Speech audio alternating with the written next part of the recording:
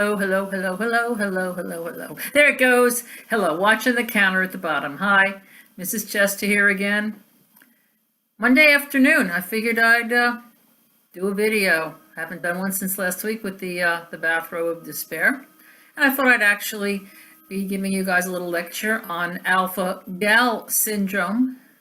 Yes, I have alpha-gal syndrome. What is that? That's otherwise known as MMA, or mammalian meat allergy. I was diagnosed with this 3 years ago. Let me tell you my story of how hamburger can kill, in my case, possibly. About 3 years ago, I took a walk in the woods in an area out here in Zone 12 known for tick infestation. I've already had Lyme disease a couple of times, and when I had gone out, I didn't think I had any tick bites, but I believe that evidently I was infested with Lone Star tick larvae, little invisible suckers. The next day I went out and I was at a fundraiser involving rescue dogs. And I said, gee, I have itchy feet. I wonder if some of these dogs had fleas. But alas, that was not to be the case.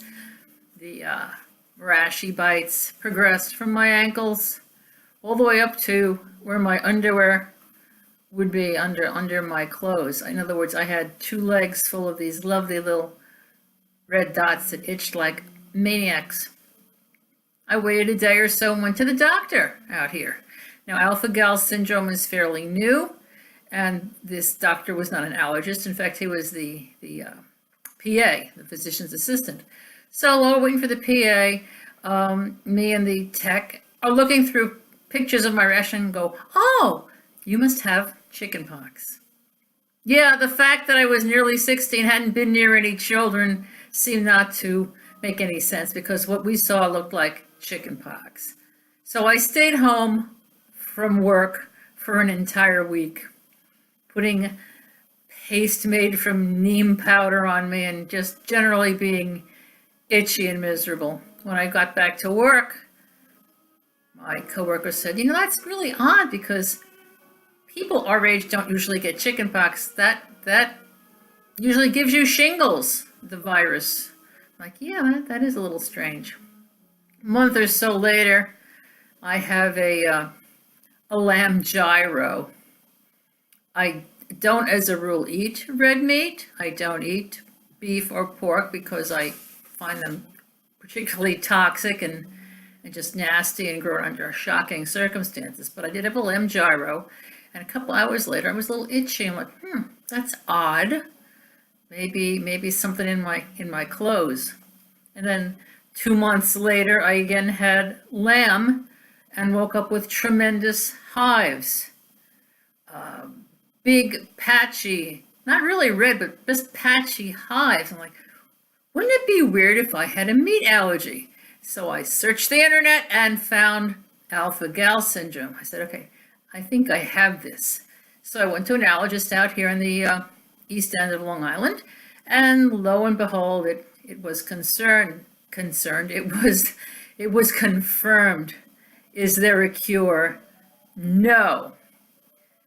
How bad does it get? Well, there are various degrees of alpha-gal syndrome.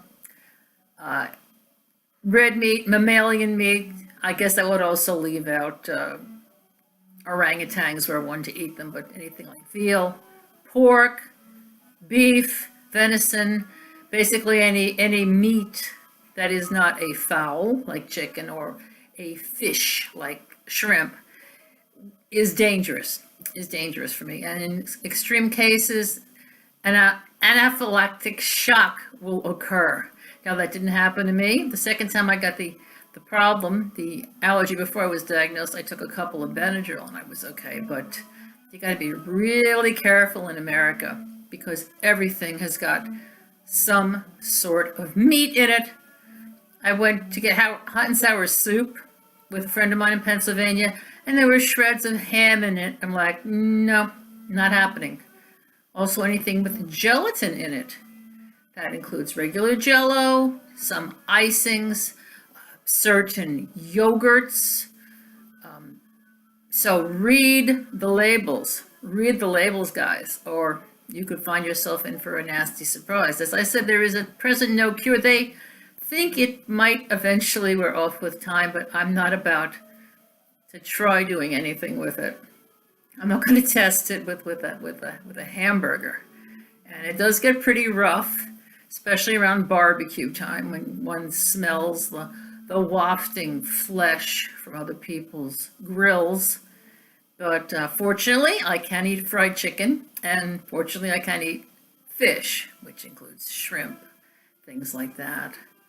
So, again, this is what I've got, and people find it very funny. Oh, ha, a meat allergy. No, not funny. Especially since I grew up in a Polish-German household where we used to chew on steak bones and toss pork chops down and all that stuff. It does require a change in lifestyle. I hadn't been eating red meat, so it took me a long time. It literally took me months before I realized what I'd had. But if I had been a person who was normally a carnivore, it could have been a lot worse. And I sometimes say it's a wonderful thing that this happened to me because I can be politically correct and support the cows and the pigs. Well, that's all I've got to say right now. I hope this was helpful to you, and I'll be back another time. Bye-bye.